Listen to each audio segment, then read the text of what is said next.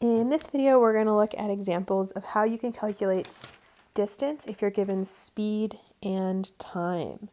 So we had our formula for speed in the last video, where speed equals distance over time.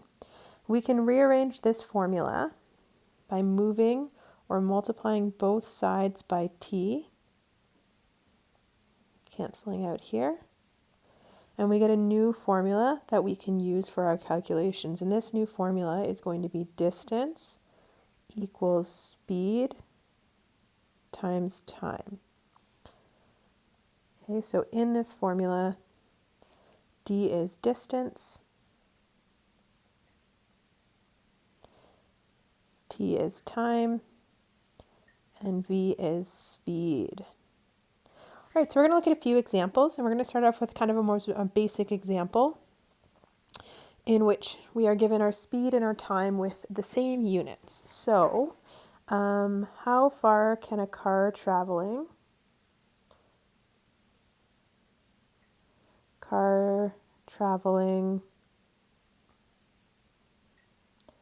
at 60 kilometers per hour move in, in 2.5 hours. Okay, so that's our question. So where it says how far, that tells us we're going to be calculating for distance.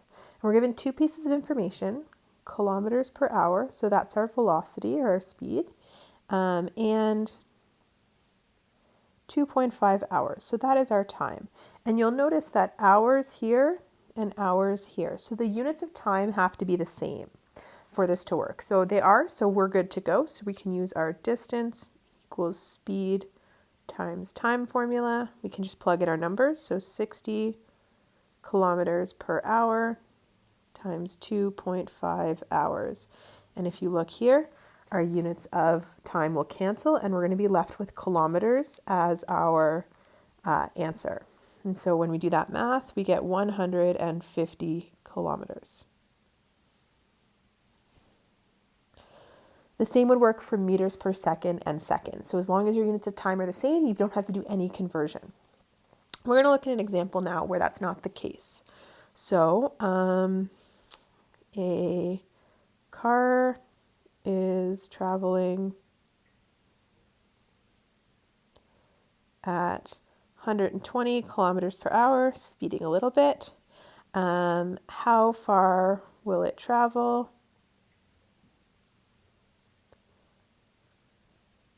In 30 seconds. Okay, so here once again we have the question how far. That tells us we're looking for distance. We have this unit of speed, so kilometers per hour, so that's our speed. And then we have this 30 seconds, this is our time. Now, sometimes you'll be told answer in meters, answer in kilometers. Here we're not told. So we have two options. We can either convert kilometers per hour into meters per second, or more simply, we can convert 30 seconds into hours. So we're going to take 30 seconds. We're going to multiply by the conversion factor we learned in our conversion factor video. So 3,600 seconds per 1 hour. And so we're going to do that division. So 30 divided by 3,600 is going to give us 0.0083 hours. And we're going to plug that in to our equation. So now we have hours and hours, so we're good.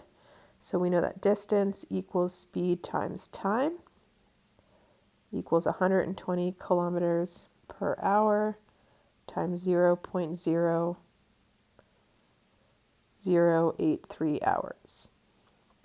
Now our hours will cancel. We'll be left with kilometers, which is good. That's a unit of distance.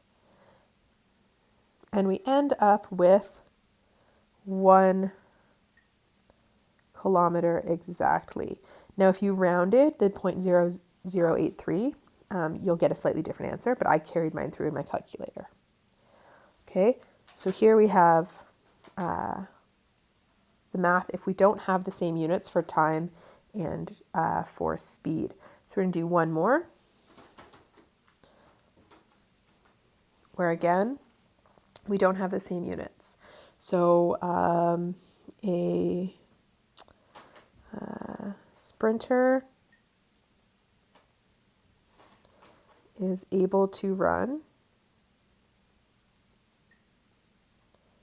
at 7 meters per second for 0.050 hours.